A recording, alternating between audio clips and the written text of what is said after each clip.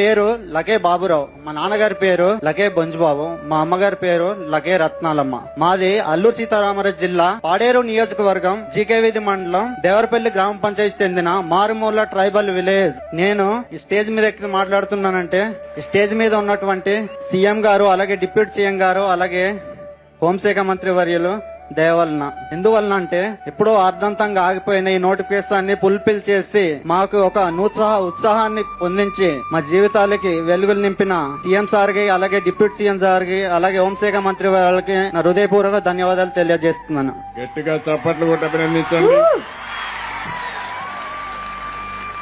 మీరు చూస్తే బాగా చదువుకున్నాడు, బీటెక్ చేశాడు. చేసిన తర్వాత అవుట్ సోర్సింగ్ పని కూడా మీరు చూశారు. కాఫీ గింజలన్నీ కూడా ఎక్కడికక్కడ పనిచేసే పరిస్థితికి వచ్చాడు. పట్టుదల వదిలిపెట్టలేదు, ఉడుం పట్టుబట్టాడు. ఈ రోజు నచ్చిన ఉద్యోగం పోలీస్ కానిస్టేబుల్ ఉద్యోగం వచ్చింది. ఇది ప్రారంభం మాత్రం, ఇక్కడి నుంచి శుభారంభమే. మళ్లీ నువ్వు పోలీసు ఉద్యోగం గాని ఏ ఉద్యోగమైనా ఉన్నత స్థాయికి రావాలి. వస్తావా? నమ్మకమేనా? డెఫినెట్ గా.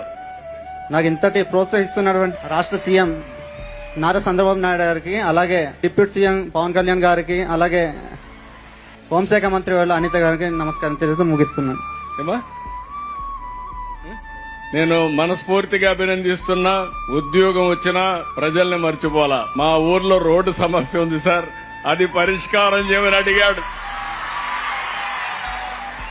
అది నిజమైన వ్యక్తిత్వం, మంచి మనసు. పక్కనే మా డిప్యూటీ సీఎం గారు ఉన్నారు. బాబురావు గ్రామానికి రోడ్డు ఇప్పించే బాధ్యత డిప్యూటీ సీఎం గారు తీసుకుంటారని విజ్ఞప్తి చేస్తున్నా. Thank you.